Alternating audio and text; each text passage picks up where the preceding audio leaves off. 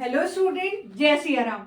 Student, मैं निशु यादव स्वागत करती हूँ एक बार फिर से आप सभी का मेरे इस यूट्यूब चैनल पर जिसका नाम है बिलीव योरसेल्फ। स्टूडेंट्स, ये वीडियो लेकर आई हूँ DSSB पीजीटी कॉमर्स के तैयारी कर रहे सभी स्टूडेंट्स के लिए PYQ की वीडियो। देखो बच्चों, बहुत सारे बच्चों के दिमाग में ये क्वेश्चन है और कि कहीं मैम बहुत पोस्ट बहुत कम है, प्रिपरेशन करें या ना करें।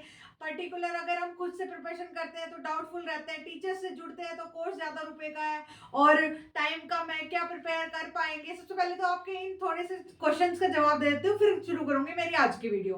देखो स्टूडेंट, देखो अगर आप पर्टिकुलर मेरे कोर्स की बात कर रहे हो तो मेरा कोर्स सिर्फ DSSB को टारगेट नहीं करता है, और भी जितने एग्जाम्स है आप लोगों के, जो पीजीटी के एग्जाम्स होते हैं आप लोगों के, चाहे वो HPSC है, चाहे आप लोगों का इधर KVS NVS, और ये जितने भी पीजीटी लेवल के एग्जाम होते हैं, आप अगर मेरे एक कोर्स में एनरोल कराते हैं, मैं उन सभी से के रिगार्डिंग प्रिपरेशन कराती हूँ। लेकिन क्योंकि पास में आपका DSSB भी है, तो इस वजह से उसको मतलब प्रायोरिटी पे रखा गया है और उसके अकॉर्डिंग प्रिपरेशन कराई जाएगी। तो सबसे पहले आपको लगता है ना कि कोर्स, देखो बेटा, आपको जितने रुपए में कोर्स मिल रहा है वो पूरे पीजीटी को कवर करेगा। तो सबसे पहले तो, और जिन बच्चों के दिमाग में ये चल रहा है ना कि मैम फॉर्म तो फिल कर देंगे और इतनी सी कम सीट में क्या हमारा हो पाएगा, तो सबसे पहली बात, अगर तुम खुद पे डाउट कर लोगे तो सामने वाला कैसे पास करेगा तुम्हें। सबसे पहले हमें अपना बेस्ट देना होता है, और जैसा कि तुमने कहा कम सीट है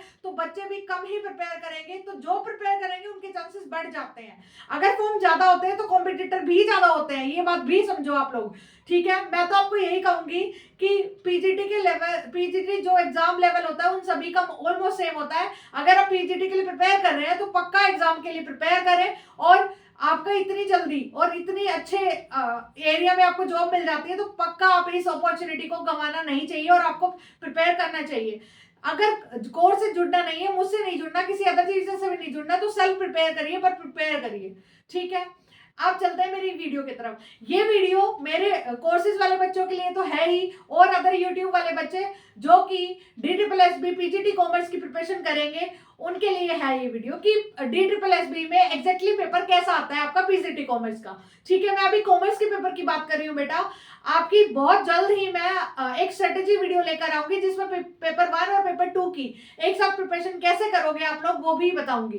ठीक है, तो ये PYQ की वीडियो है जो कि प्रीवियस ईयर में आए हुए हैं DSSB में, उन क्वेश्चंस को मैं करवाऊंगी इस वीडियो में। क्योंकि वीडियो को बहुत ज्यादा लंबा नहीं करना है तो मैं 25 क्वेश्चन टारगेट किए हैं, 25 से 30 क्वेश्चन करवाऊंगी, 25 क्वेश्चन करवाऊंगी। अगर आपको अच्छा लगेगा और आपको लगे कि मैम और क्वेश्चन कराइए तो मैं पूरा पेपर भी आगे लेकर आऊंगी। ठीक है, लेकिन आज की वीडियो में 25 क्वेश्चन मैं आप लोगों को इजिली और PYQ कराने की कोशिश करूंगी, इससे पता चलेगा कि DSSB में पेपर कैसा आता है। ठीक है, देखो आपका DSSB पीजीटी फीमेल शिफ्ट 2 2021 का क्वेश्चन पेपर, ये बहुत पुराना नहीं लिया है मैंने, अभी रिसेंट का ही लिया है ताकि आप लोगों को एग्जैक्टली समझ आए कि आपका DSSB में पीजीटी कॉमर्स का पेपर कैसे आता है। जैसा कि आप सभी को पता है, पीजीटी का पेपर जो आप लोगों का होता है DSSB में वो ऑनलाइन होता है, ऑनलाइन मोड में होता है, और ऑनलाइन मोड के कारण आपका पेपर ऐसा आता है। ठीक है, देखो इसमें जो सेकंड पार्ट होता है ना आप लोगों का, सेकंड पार्ट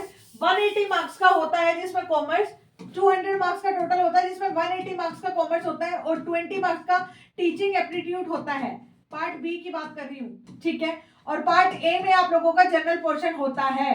तो पार्ट ए की स्ट्रेटेजी मैंने जैसे बोला आगे बताऊंगी किसी वीडियो में, अभी मैंने PYQ करवा रही हूँ। ठीक है, फर्स्ट क्वेश्चन है आप लोगों का जो आया हुआ है, dash reflect changes in foreign assets and liabilities of the country. ठीक है, कि ऐसी कौन सी चीजें जो चेंजेस बताती है foreign assets and liabilities of the country में। ठीक है, पहला ऑप्शन है auditors accounts, debtor accounts, current account और कैपिटल अकाउंट। ठीक है, सबसे पहले फॉरेन एसेट्स और लायबिलिटीज, आप लोगों को पता है फॉरेन इंपोर्ट और एक्सपोर्ट से रिलेटेड क्या होता है, आप लोगों का BOP होता है, BOP बैलेंस ऑफ पेमेंट। इसमें दो तरीके के अकाउंट होते हैं, एक तो आप लोगों को होता है कैपिटल अकाउंट, एक होता है आप लोगों का करंट अकाउंट। ठीक है, एक होता है कैपिटल अकाउंट, एक होता है करंट अकाउंट, जैसे ये वाला। तो ये दोनों ऑप्शन तो गए आप लोगों की कट सीधा सीधा। ठीक है, तो करंट अकाउंट और कैपिटल अकाउंट, करंट अकाउंट में आता है आप लोगों का एक्सपोर्ट, इंपोर्ट, गुड्स और सर्विसेज दोनों का, गुड्स और सर्विसेज दोनों का, ठीक है। और इंपोर्ट और bilateral, sorry unilateral transfer. Unilateral transfer कौन से होते हैं बेटा? यूनिलैटरल ट्रांसफर जैसे ऐसे ट्रांसफर जिनके बदले में आप लोगों को कुछ नहीं देना, जैसे गिफ्ट, आप लोगों को ऐसा गिफ्ट ट्रांसफर किए गए हैं, उसे बोलते हैं यूनिलैटरल ट्रांसफर, ठीक है। अब है आपका फोर्थ, ये जो कैपिटल में आता है, कैपिटल बताता है आपका फॉरेन एसेट्स और फॉरेन लाइबिलिटीज के बारे में ऑफ द कंट्री, राइट। तो answer is capital account, right. ऐसे आप लोगों को ये करते हुए चलना है, ये आपका इसका आंसर हो जाएगा आप लोगों का कैपिटल अकाउंट, ठीक है। मैंने चाहे 25 क्वेश्चन कराऊंगी बट उसके चारों ऑप्शन के साथ कराऊंगी ताकि आप लोगों को क्लैरिफाई होता चले जाए, ठीक है। तो आपको अपना फर्स्ट टॉपिक यानी सिलेबस में फर्स्ट टॉपिक लिख लेना है। देखो, एक तो होता है प्रिस्क्राइब्ड सिलेबस, क्योंकि इसका प्रिस्क्राइब्ड सिलेबस नहीं है तो आप लोगों को सिलेबस खुद से फाउंड करना होता है। तो बीओपी का क्वेश्चन हमेशा आता है हर ईयर में, तो बीओपी मोस्ट है, मोस्ट इंपॉर्टेंट। कौन से एग्जाम में? DSSB में, लिख लेना, ठीक है। बीओपी से है ये पहला question. Second question is dash is one where the firm's participation in the import export operation is minimum, most of the tasks are carried by middlemen, ठीक है। जहां पे most of the task carried by, जो ज्यादा से ज्यादा काम आप लोगों को किसके द्वारा किया जाता है? मिडलमैन के द्वारा, ठीक है। तो वो कौन सा होता है? डायरेक्ट या इनडायरेक्ट इंपोर्टिंग, डायरेक्ट या डायरेक्ट एक्सपोर्टिंग इंपोर्टिंग, ठीक है। फिर इनडायरेक्ट एक्सपोर्टिंग इंपोर्टिंग, और नेक्स्ट इज, वेट करना बेटा एक मिनट,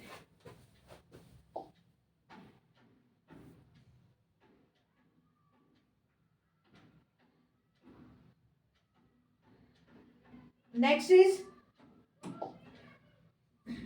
इज री एक्सपोर्टिंग और इंपोर्टिंग। तो आपका आंसर क्या हो जाएगा? देखो फिर से क्वेश्चन को पढ़ो ध्यान से। Dash is one where the firm participation in the import और export operation is the minimum, most of task are carried by middleman, middleman के द्वारा टास्क किए जाते हैं। तो डायरेक्ट में तो हो ही नहीं सकता, जिसमें डायरेक्ट तो आएगा ही नहीं, तो जहां तक डायरेक्ट है काट दो। ये री एक्सपोर्टिंग नहीं आएगा, कुछ और होता है री एक्सपोर्टिंग का मतलब, ठीक है। अब ये बचा इनडायरेक्ट, जहां पे मिडिलमैन ज्यादा काम करते हैं वो इनडायरेक्ट एक्सपोर्टिंग या इंपोर्टिंग होगा। Answer is this. ये भी बीओपी से है रिलेटेड कहीं ना कहीं, तो आप लोगों को बीओपी जो है balance of payment most important है, यहां से क्वेश्चन आता ही है। आगे चलते हैं, देखो एक मिनट वेट करना। अच्छा, थर्ड क्वेश्चन इसी में। Third question, the bill which requires the drawee to make payment immediately on presentation, ऐसा कौन सा बिल है जिसका दिखाने पर ही प्रेजेंटेशन करनी पड़ती है? मतलब जो मैच्योरिटी का वेट नहीं करता, बिल दिखाते ही पेमेंट करनी पड़ती है, ऐसे कौन से बिल होते हैं? अब ये क्वेश्चन कहाँ का है, कौन से टॉपिक का है? सबसे पहले तो bills of exchange, bills of exchange का ये टॉपिक है, बीओई बिल्स ऑफ एक्सचेंज। ये भी इंपॉर्टेंट टॉपिक होता है और DSSB में क्वेश्चन हमेशा देखने को मिलते हैं, ठीक है। अब बोलते हैं फॉरेन बिल, ऐसा बिल फॉरेन बिल है? नहीं जी, फॉरेन बिल नहीं है ऐसा। तो साइड बिल, साइड बिल होता है कौन सा? दिखाते ही पेमेंट करनी होती है, ऐसा बिल कौन सा होता है? साइड बिल, ठीक है। Bill of lading export import से रिलेटेड है, यहां पर नहीं आएगा। और यूसेंस बिल, ये भी क्या होता है? मैच्योरिटी बिल की तरह होता है, मैच्योरिटी टाइम पीरियड, ठीक है, मैच्योरिटी बिल की तरह होता है, तो ये भी नहीं आएगा। आंसर इज साइड बिल, जिसको दिखाते ही पेमेंट करनी पड़ती है। आंसर इज दिस, ठीक है। और ये भी इंपॉर्टेंट हो जाता है आप लोगों का। आंसर इज, वेट करना बेटा, और बाकियों को रब कर देती हूँ, बच्चों को पता नहीं चलता है कई बारी। आंसर इज दिस, ठीक है। Next is, a worker was working in a factory, he noticed a leakage in the cooling system pipeline. The company suffers a huge loss due to this. Which of the following business risk is being exhibited here? देखो, जहां पे leakage हो रही है cooling system में, कहा? Pipeline में, भाई किससे रिलेटेड है? नेचुरल कॉज कौन सी होती है? नेचुरल तो जो भगवान के द्वारा गिवन होती है, भाई आग लग गई और तूफान आ गया, आंधी आ गई, ये सब। लेकिन ये कौन सी है? फिजिकल और टेक्निकल कोज। पाइपलाइन यानी फिजिकली छू सकते हैं, टेक्निकल मतलब दिक्कत हो रही है उसमें, तो ये वाला answer is physical and technical cause, right. I hope समझ आया होगा। आगे चलते हैं,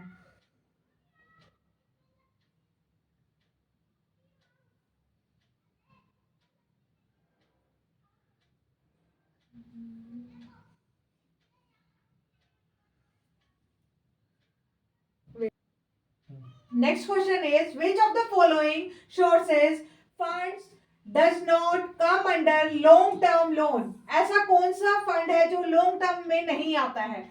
मॉर्गेज। मॉर्गेज क्या होती है? एक एक अगर हम किसी चीज से फाइनेंशियल इंस्टीट्यूशन से लोन ले रहे हैं तो ऑन बिहाफ हमें कुछ मॉर्गेज कुछ रखना पड़ता है तब लोन मिलता है, तो दैट इज लॉन्ग टर्म। ये लॉन्ग टर्म से रिलेटेड है। डिबेंचर, डिबेंचर आप पढ़ते हैं कि लॉन्ग टर्म से रिलेटेड होता है। और गवर्नमेंट डेट, गवर्नमेंट डेट भी आपका लॉन्ग टर्म होता है। Invoice financing is the answer. Invoice financing क्या होता है कि शॉर्ट टर्म के लिए लोन मिलता है, जैसे एक बायर और एक सेलर आपस में, एक सप्लायर, मान लो एक किसी की शॉप है, रिटेल की शॉप है, रिटेलर है, तो वो कहीं ना कहीं से कुछ सामान परचेज कर रहा है ना होलसेलर से, तो वो कुछ समय तक के लिए उधार ले लेता है, उसी को बोलते हैं इनवॉइस फाइनेंसिंग, राइट। और ये शॉर्ट टर्म के लिए होती है, लॉन्ग टर्म के लिए नहीं। तो विच फंड नोट पूछा था, लॉन्ग टर्म के लिए कौन सा नहीं है, तो invoice financing is your answer. I hope समझ आ रहा होगा। ठीक है, अब चलते हैं आगे। देखो अब है व्हाट इज ईडीआई। ये क्वेश्चन भी बार बार आता है और दोबारा आने के ज्यादा चांसेस होते हैं। देखो स्टूडेंट, जब आप अपने सिलेबस के साथ टॉपिक वाइज एमसीक्यू करते चलते हैं तो आपका ना सिर्फ कॉन्फिडेंस बिल्ड होता है, बल्कि आपको पता चलता है कि पर्टिकुलर उस टॉपिक में हमें कितना और कहां तक पढ़ना है। बिकॉज कई बार हम टॉपिक को इतने वास्ट तक पढ़ लेते हैं बट वहां से क्वेश्चन बेसिक आता है, और कई बार हम किसी टॉपिक को बेसिक पढ़ के छोड़ देते हैं जबकि उस वहां से क्वेश्चन एडवांस लेवल का आता है। तो इसलिए आप पर्टिकुलर टॉपिक जब लगा रहे हैं, जब आप पर्टिकुलर टीचर से पढ़ रहे हैं, तो उससे रिलेटेड एमसीक्यू भी करिए, इससे आपकी प्रिपरेशन डबल हो जाएगी। दूसरा, आप हमेशा अपने आप को कॉन्फिडेंट फील करेंगे। ठीक है बच्चों, कभी भी अगर कोई तैयारी करने वाला बच्चा ये देख रहा है कि पर्टिकुलर रिक्रूटमेंट में सीट कितनी है, इट मींस वो एक अच्छा प्रिपेयर करने वाला स्टूडेंट है ही नहीं। ठीक है, एक कंपटीशन उन बच्चों में होता है जो बिना सीट के देखे प्रिपेयर करता है अपने एग्जाम के लिए। ठीक है, सीट मैटर नहीं करती है, आप लोगों को तो एक ही चाहिए होती है, और प्रिपरेशन का लेवल मैटर करता है। ठीक है, आगे चलते हैं। देखो what do you mean by या फिर स्टैंड बाय ईडीआई। ईडीआई की फुल फॉर्म क्या है, ये क्वेश्चन बार बार पूछा गया है। Electronic data interface. Electronic data interface ये business to business, business to B2B यानी बिजनेस टू बिजनेस जो अपना होता है ना, ई बिजनेस, वहां से रिलेटेड होता है। जब एक बिजनेस दूसरे बिजनेस के साथ डील करता है उसे बोलता है B2B, और किसके माध्यम से करता है, इलेक्ट्रॉनिक डाटा इंटरफेस के माध्यम से, राइट। आगे चलते हैं, वेट करना। हाँ, फिर नेक्स्ट है द सिक्योरिटीज कॉन्ट्रैक्ट एक्ट। सबसे पहले तो सिक्योरिटीज कॉन्ट्रैक्ट एक्ट कौन सा होता है ये पता होना चाहिए, हो सकता है इससे क्वेश्चन बन जाए अगली बार। Securities contract act 1956 defines stock exchange as an association established for the purpose of assisting, regulating and controlling business of। कौन से बिजनेस को रेगुलेट करता है, असिस्ट करता है और कंट्रोल करता है, right. Buying, selling and dealing in goods and services, buying, selling and dealing in wheat, rice and sugar, buying and selling, dealing in gold and silver, buying, selling, dealing in securities। देखो अब ये देखो, ये goods और services नहीं, wheat, rice, sugar, ये सारे आप लोगों के सिक्योरिटीज में आ जाते हैं, गोल्ड और सिल्वर भी। तो आपका आंसर क्या होगा, buying, selling and dealing in securities. ठीक है, ये बहुत इंपॉर्टेंट क्वेश्चन है, दोबारा भी आ सकता है। ठीक है, आगे देखो।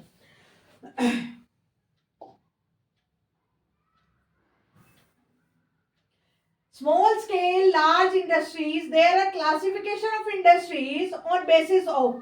जो इंडस्ट्रीज होती है आप लोगों की, दो तरह की इंडस्ट्रीज होती है, स्मॉल स्केल और लार्ज स्केल इंडस्ट्रीज। ये स्मॉल स्केल और लार्ज स्केल क्लासिफिकेशन किस बेसिस पे हुआ है, किसको स्मॉल कहा जाता है और किसको लार्ज कहा जाता है, ये क्लासिफिकेशन किसके हिसाब से हुआ है, तो ये बेटा कहीं ना कहीं साइज के हिसाब से हुआ है। साइज कि इन्वेस्टमेंट का साइज क्या है उस तरह के हिसाब से हुआ है। तो आप लोगों का साइज ऑफ एक्टिविटी के हिसाब से क्लासिफिकेशन हुआ है, यही आप लोगों के क्वेश्चन में पूछा गया है। ठीक है, आई होप समझ आ रहा है। देखो ऐसे बेसिक क्वेश्चन उठाता है, आप एडवांस लेवल तक पढ़ते रहो, बेसिक क्वेश्चन उठाएगा वो। ठीक है, तो इसलिए आप लोगों के प्रिपरेशन में गाइडर का होना बहुत जरूरी है। ठीक है, फिर देखो आगे। Next is which tax aims to resume of taxes into a one single tax across the country and make goods uniformly price across India। ठीक है, अब ऐसा कौन सा है, ऐसा कौन सा टैक्स है जो सबको मिलाकर बनाया गया था? आपको पता है, ये चीज पूछने की बताने की जरूरत नहीं है, क्योंकि जीएसटी उस टाइम आया था और ये 2021 का है वैसे तो आंसर इज जीएसटी। ठीक है, जीएसटी के बारे में आपको पढ़ना है, जीएसटी से क्वेश्चन आते रहे हैं थ्योरी वाइज, थ्योरेटिकल वाइज, और आते रहेंगे। ठीक है, अब देखो आगे, आगे है आप लोगों का, एक मिनट का भाई, Dash is more concerned with the science of mankind and the study of human behavior as a whole. Issues like individual culture, organizational culture, comparative attitudes and cross culture analysis etc. are fields of. आपको इतने पढ़ने की जरूरत ही नहीं थी, आपका answer यहीं से ही आ गया था। जब स्टडी करते हैं science of mankind and study of human behaviour as a whole, human behaviour की स्टडी एंथ्रोपोलॉजी कहा जाता है। इस पे एक वेब सीरीज भी आई है, आप लोगों ने देखी हो तो एंथ्रोपोलॉजी यानी जब ह्यूमन बिहेवियर की, ह्यूमन साइंस की स्टडी करते हैं उसे एंथ्रोपोलॉजी कहते हैं। ठीक है, अब चलते हैं आगे। Which model of job designing has a feature stated below? First, simple और कॉम्प्लेक्स, ऐसा कौन सा फीचर है जॉब डिजाइनिंग का जिसमें ये सारी चीजें होती है? सिंपल और कॉम्प्लेक्स जॉब स्कोप, जहाँ पे सिंपल और कॉम्प्लेक्स दोनों जॉब होती है। हाई और low degree of individual need strength, जिसमें हाई और डिग्री दोनों लेवल की नीड चाहिए होती है, मतलब स्ट्रेंथ चाहिए होती है। The nature and the type of overall organization design, तो ऐसी कौन सी होती है जहाँ पे ये सारी चीजें होती है, मतलब एक तरह से सिचुएशनल बेस्ड होती है। जहाँ पे स्ट्रॉन्ग की नीड है वहाँ पे स्ट्रॉन्ग की, जहाँ पे हाई लेवल की नीड है वहाँ पे हाई, जहाँ पे लो की नीड है वहाँ पे, तो कहीं कोई ना कोई ऐसा कौन सा मॉडल होता है? Contingency model. आई होप इसका आंसर आप लोगों को आता हो। देखो कंटीजेंसी, एक मिनट बेटा, contingency model is your answer, जहाँ पर हाई लो, ठीक है, strength, natural, the nature and the type of overall organization design. ठीक है, और इससे पहले वाला जो था वो। अब है नेक्स्ट, एक मिनट छूट गया क्या?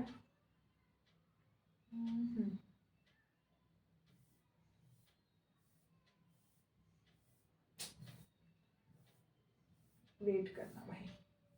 देखो next is in 2020-21 the chief source of central government revenue was, सबसे इजीएस्ट क्वेश्चन कि 2020 और 21 में जो सोर्स था सेंट्रल गवर्नमेंट के, मतलब सेंट्रल गवर्नमेंट की इनकम का, वो क्या था? तो वो था जीएसटी। ठीक है, वो था जीएसटी। फिर है आप लोगों का नेक्स्ट न्यूमेरिकल क्वेश्चन, और ये भी बहुत इंपॉर्टेंट है, ऐसे क्वेश्चन भी आप लोगों के आते हैं मोस्टली टाइम। देखो ये है आप लोगों का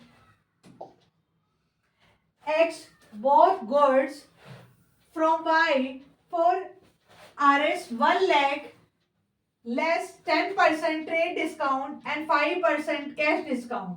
ठीक है, X made payment of 60% in cash and how much cash discount will X receive? ठीक है, ये क्वेश्चन, ये पेज मैंने थोड़ा छोटा इसलिए किया है क्योंकि आपको क्वेश्चन एक बार में दिख जाए, न्यूमेरिकल क्वेश्चन है। देखो ये बोल रहा है कि 1 लाख का गुड परचेज किया, ठीक है, एक्स ने परचेज किया वाई से। ठीक है, तो आप लोगों से सबसे पहले पूछा गया वो देखते हैं कि भाई कितना discount, how much cash discount will x receive, x को कितना डिस्काउंट रिसीव हुआ? 1 लाख का परचेज किया। ठीक है, अब ट्रेड डिस्काउंट, ट्रेड डिस्काउंट तो 10% सीधा सीधा हो गया। ठीक है, 1 लाख में से 10,000 गए, 90,000 का गुड्स था टोटल। ठीक है, ट्रेड डिस्काउंट तो टोटल पे मिल जाता है and 5% cash discount, 5% cash discount मिलेगा। X made 60% of payment in cash, जितना कैश पे कर रहा है ना उस पे कैश डिस्काउंट मिलेगा, टोटल पर नहीं। ये बात ध्यान रखनी है बस इस क्वेश्चन में, यही ट्रिक थी बस इस क्वेश्चन की, और बाकी कुछ नहीं, बाकी इजी था। बच्चे क्या करेंगे, 90 का सीधा 5% निकाल देंगे, नहीं, कितना पे कर रहा है? 60%, 90,000 का 60% कैश में पे कर रहा है, 60% कितना हुआ इसका? 54,000 का 5% निकालेंगे, 0 आंसर इज दिस। ठीक है, समझ आया कैसे निकाला?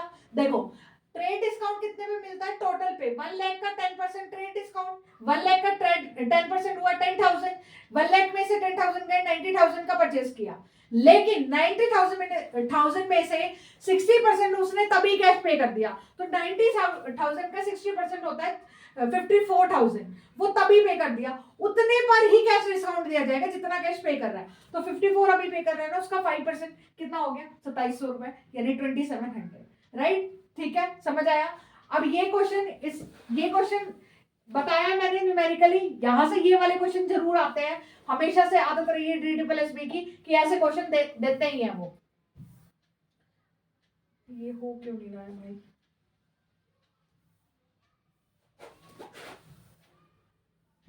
हो गया। देखो, next is it present an account of all receipts and payments against outflow and inflow of goods and services abroad by the residence country. What is it called? देखा, मैंने बोला था बीओपी बहुत फेवरेट रहता है इनका, बीओपी से question आते हैं, अगर बीओपी छोड़ जाते तो मतलब 3-4 नंबर गए। ठीक है, तो ऐसा कौन सा हो गया जहां से अदर कंट्री से रिसिप्ट और पेमेंट आउटफ्लो होता है या इनफ्लो होता है? गुड्स और सर्विसेज का, रेजिडेंट कंट्रीज का होता है, is called BOP. BOP is answer, balance of payment, right? Outflow हो रहा है, इनफ्लो हो रहा है, और रिसिप्ट या फिर पेमेंट हो रही है, ये हो जाती है आप लोगों की एक कंट्री। फिर से बोल देती हूँ, बीओपी बैलेंस ऑफ पेमेंट का मतलब क्या होता है बच्चा? जब एक कंट्री दूसरे कंट्री के साथ लेन देन करती है, इंपोर्ट करती है, एक्सपोर्ट करती है, रिसीट करती है, पेमेंट करती है, मतलब जब एक कंट्री दूसरी कंट्री से कुछ लेन देन करती है तो उसे ही बोलते हैं बीओपी, यानी बैलेंस ऑफ पेमेंट, राइट? चलते हैं आगे।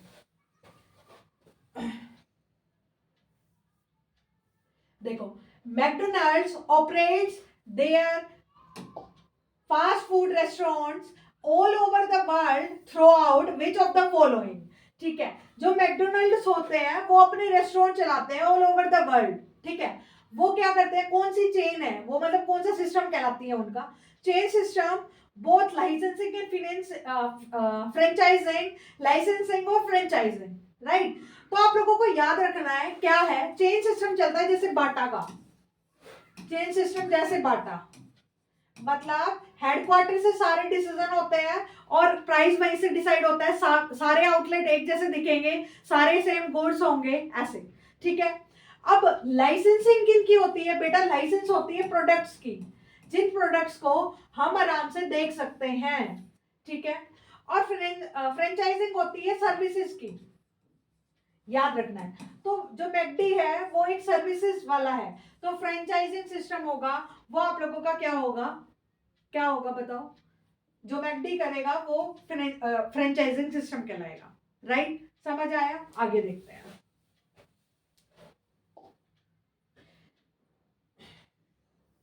Government has passed an act to ensure the goods exported are quality wise up to date mark. Which act was that?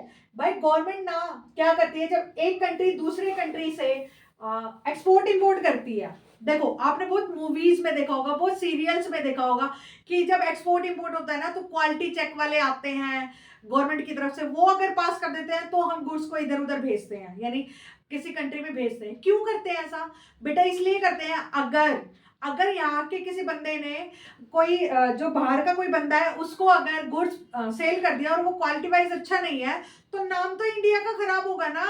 तो इसलिए गवर्नमेंट का ये वो होता है कि वो चेक करने वाले भेजेंगे। कौन से एक्ट के तहत? ये एक्ट, एक्सपोर्ट जो एक्ट होता है वो होता है 1963, राइट? तो ऑप्शन आप लोगों के 1963 का एक ही ऑप्शन है, तो export quality control and inspection act, export quality control and inspection act 1973, ये भी इंपॉर्टेंट है, एनवीएस में भी आया है, केवीएस में भी आया और DSSB में भी पूछा गया, तो आप लोगों को याद रखना है। फिर है next question, which of the following represented ranges of the period of a commercial paper? Commercial paper की क्या रेंज होती है? देखो out of the box question पूछते हैं, आउट ऑफ द बॉक्स आप रखते रह जाओगे, शॉर्ट टर्म, लॉन्ग टर्म, समझ रहे हो? और यहाँ से क्वेश्चन पूछ रहा है भाई उसके डेज के बारे में, तो आप लोगों को समझ के चलना है PYQ उसको कि कहाँ से क्वेश्चन पूछा जाता है आप लोगों का, राइट? देखो जो होता है, जो कमर्शियल पेपर्स का पीरियड होता है वो कौन सा होता है बेटा? देखो, सबसे पहली बात 365 डेज तक रहता है लास्ट, तो 365 डेज को 1 ईयर भी बोल सकते हैं। एक साल में 365 दिन ही तो होते हैं, तो इसको 1 ईयर भी बोल सकते हैं, राइट। देखो, तो 1 ईयर और मिनिमम याद रखना है यहाँ पे 365 डेज और 1 ईयर दो ऑप्शन में है, ये तो दोनों कट ही गए, ठीक है। 1 ईयर तक होता है, तो 365 याद रहा, तो minimum 7 days. So answer is this, minimum इसका होता है कमर्शियल पेपर का मिनिमम 7 डेज और मैक्सिमम 365 डेज को ही 1 ईयर बोलते हैं, ठीक है। ये एक शॉर्ट टर्म इंस्ट्रूमेंट होता है, शॉर्ट टर्म के लिए होता है, शॉर्ट टर्म, और अनसिक्योर्ड होता है, अनसिक्योर्ड। इसके बदले में कोई भी मॉर्गेज नहीं रखा जाता है, ठीक है। ये बातें इसके बारे में याद रखनी है, ये घुमा फिरा कर पूछी जाती है।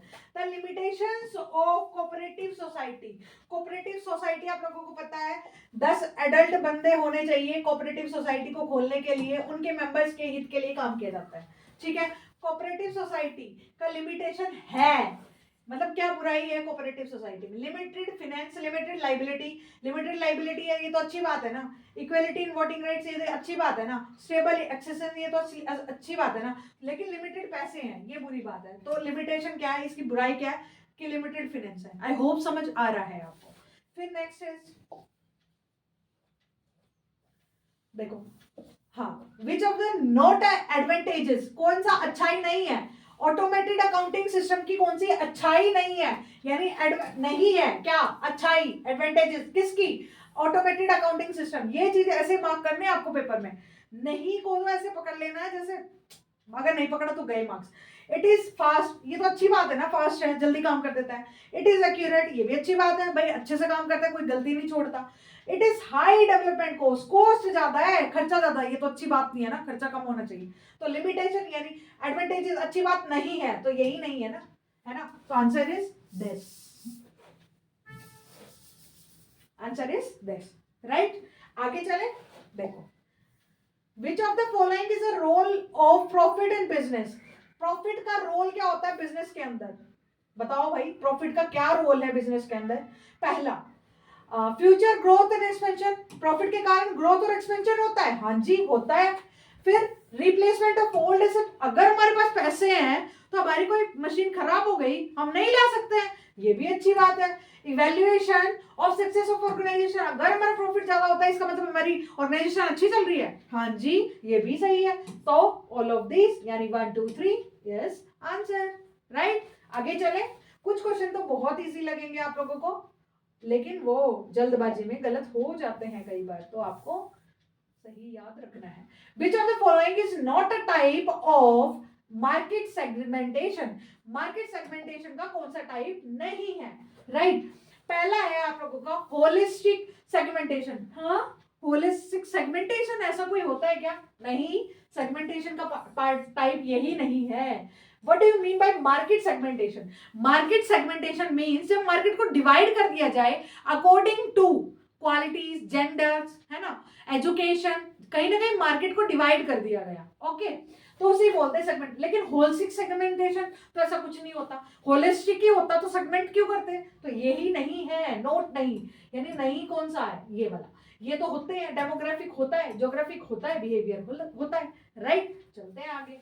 फिर है आप लोगों का next, which approach is the study of organizational behavior assumes that nothing is like permanent way of arriving at a particular solution efficiently, sorry effectively, ठीक है।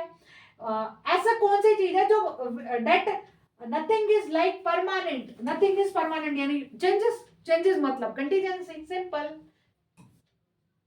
ठीक है। चेंजेस की जो भी बात करें ना, flexible, according to situation change होना चाहिए, वो कौन सी अप्रोच बात करती है? Contingency, right. यही बोल रही है directly, nothing is like a permanent यानी फ्लेक्सिबल है, तो कंटीजेंसी, राइट।